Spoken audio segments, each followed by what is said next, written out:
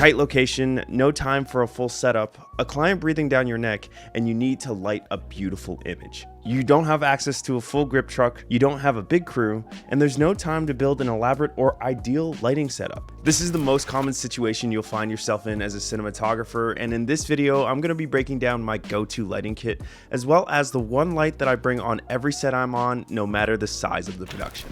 We'll cover how I use it in different setups, why versatility always wins, how to modify it on the fly, and the key things to look for when choosing your own go-to light. Because if you don't have a lighting plan and a reliable Flex-It tool in your kit, you're setting yourself up to waste time, fight the location, and then walk away with footage that doesn't live up to your expectations as well as potential. Before I talk about the one light that I bring on every set, let's talk about the rest of my lighting kit. These are lights I find myself reaching for over and over again, across commercial sets, interviews, branded content, and even passion projects. First up is the Aperture F22C. It's a flexible RGB panel that's incredibly lightweight and easy to rig. I use it all the time for quick soft key setups or when I need larger wrap around faces, but I don't have time to build a diffusion frame. If you've been watching the channel, you know this is my go-to key light, especially when wrapping around subjects' faces, especially when I'm trying to add to a certain subject. What I love about this is it can fold flat into a backpack, throw out a decent amount of output, and it works great when you need something soft, subtle, and fast to deploy. The next is a tube light, and usually for me, this is the Infinibar. Perfect for accenting backgrounds, hiding in frame with that little pop of color, or when you need something dim, motivated, and modern. I always love to use a tube light when I'm trying to add a hair light so I can separate my subject from the background. Tube lights are just super practical and give you the shape and texture and color flexibility, all without stands or modifiers. When I'm working on narrative projects that I need to move fast, I commonly just ask my gaffer to hold the light as a hair light or bounce it off something as a fast, soft key light.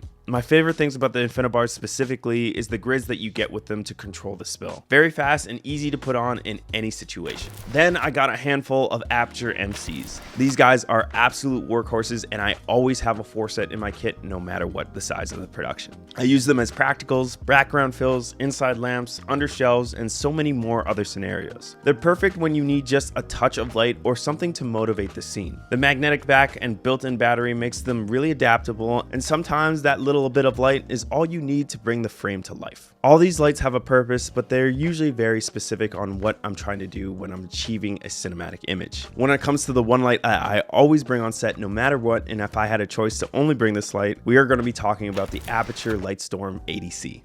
No question about this, but there are some specific reasons why I would choose this light over everything else. This light gives me the best of both worlds, raw output and precision controlled. Especially when paired with a Fresnel attachment, it becomes one of the most versatile lights I've ever used. It turns into a punchy directional source that I can mimic sunlight, cut through diffusion, or create high contrast looks without needing huge modifiers or even a ton of space. Whether I'm keying a subject, shaping light through a window, or faking natural spill, the light handles it all. I especially like to use this as a fill by bouncing it into the ceiling or off a wall to add more levels to the room or my subject's face. But enough about that, let's dive into some real world examples where I showcase how I use this light specifically when going for a narrative, commercial, or any look that I really want. We recently shot a PSA campaign and there are 2 scenes that I want to cover that really showcase how I use this light. The first was a night scene where I had a young woman scrolling through her phone watching the news. Whenever you're shooting nighttime scenes and you want to make it feel dark and moody without introducing a lot of noise, the key is to use some sort of blue light or rate your camera's white balance down something to around 3200 Kelvin. For this, I wanted to use some of the natural daylight that was coming into the room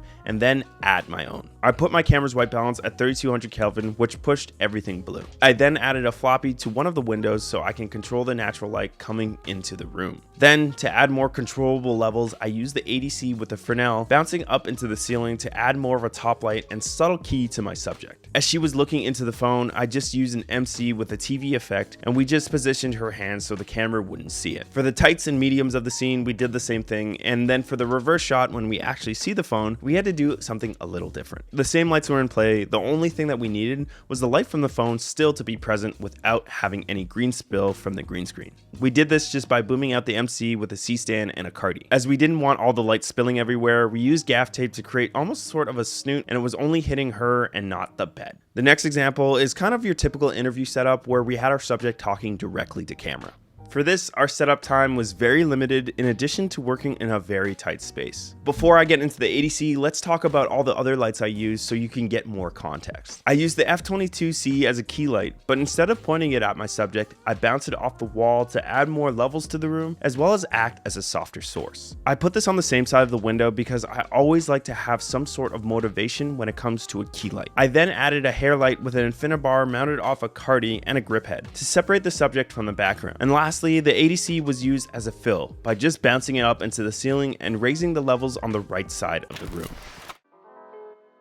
The main thing that I really like about this light is the versatility as well as what it provides for me as a cinematographer. Now, for the past 2 or 3 months, I have been using this light extensively. When it just comes to adding a soft key in a pinch, I can just aim this at a wall, and because of its low footprint and I don't need to set up any additional accessories, it's just so easy to do that. And even in this setup now, when I need to lift the room to add more ambience so everything isn't falling into darkness, I have it pointed right up at the ceiling and it's providing that as well as a top light. So I have my key light and then the top light so it wraps the light around my face. Whenever you're looking into a light, I would honestly start with a light like this because it just allows you to really dive into what it means to be a cinematographer, how to shape and balance light. In a lot of other scenarios, I'm using this as a direct sunlight, not necessarily the sun coming through a room, but if I wanted to add a ray of sun or a hot spot on a table, that was easily done with the ADC. If you guys enjoy videos like this where I talk about how I use gear in my commercials, let us know in the comments below, as well as let me know what your favorite light is as well. Thanks for watching, subscribe for more, and I'll see you in the next video.